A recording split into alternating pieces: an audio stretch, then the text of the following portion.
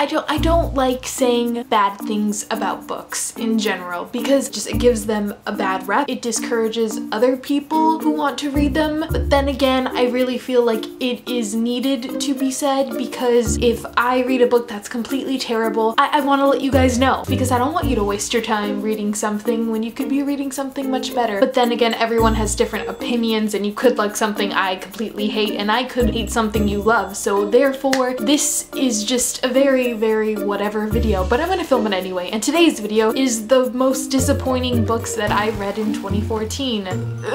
Let's get started. The first book I will be mentioning is The Shade of the Moon by Susan Beth Pfeffer, I think. This was the fourth and final book in the Life as We Knew It or Life as We Know It book series, whatnot. I really enjoyed the first 3 books. They were very good, and then the fourth one just took all of that and threw it in the trash. The books were really good though up to this last book. It was about how the moon moved closer to the earth and this caused tidal waves and earthquakes and volcanoes to erupt and whatnot. So it was apocalyptic and it was just the aftermath of this occurrence, and it was really good, but the fourth book just was terrible. It took a different point of view from, I think, the little brother, and he was just so unlikable and I hated him and the story was pointless and no.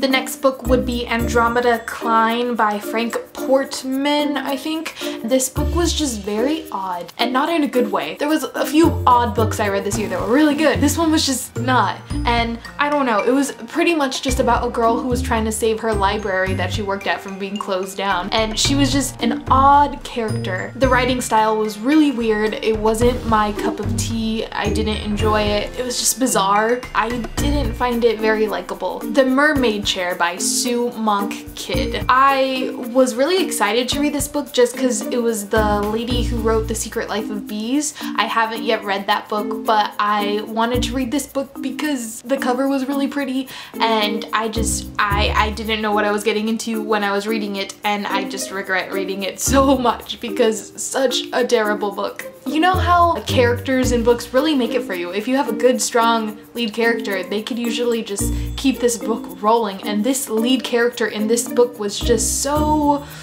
what?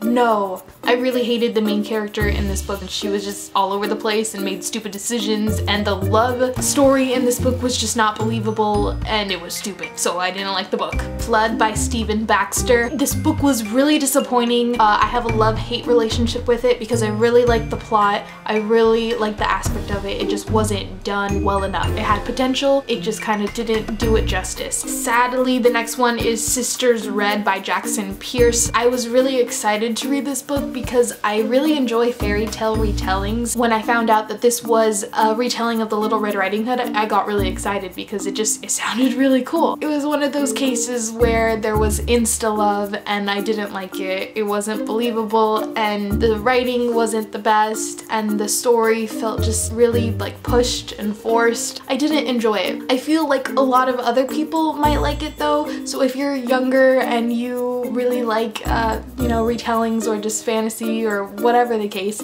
love stories, I would definitely give this a go anyway. It just wasn't my cup of tea. Next on this list is Conversion by Catherine Howe. I was so excited about this book. My excitement was so high for this book, and I was so sad once I read it because it went downhill, and no.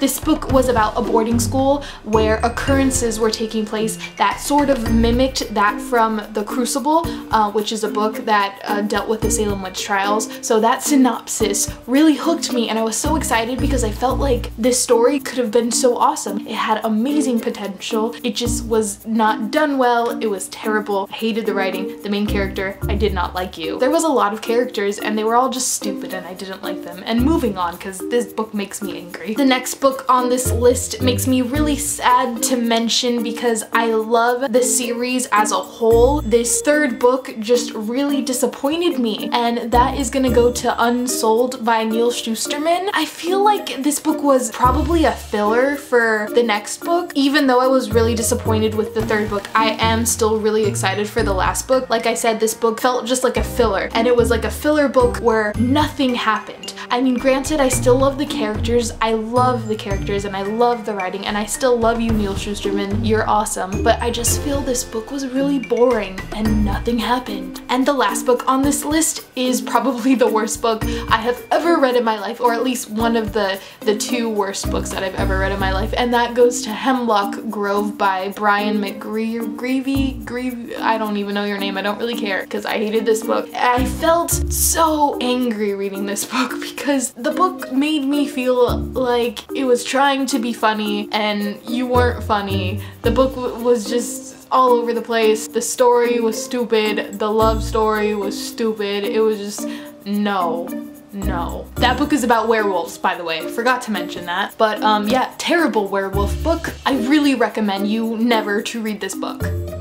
Okay, my rant is over. And those are all the disappointing books that I read in 2014. Hopefully I don't read a lot of bad books in 2015 so that I won't have to make this video next year. Although I probably will, because as much as there will always be good books, there will always be bad books. And what can you do? You can't do anything about it. Well, actually you can do stuff about it. You can go look online, check the ratings before you buy the said book, because if it had a bad rating, then don't buy that book. Anyway, I'm talking on and on. I'm gonna go bye.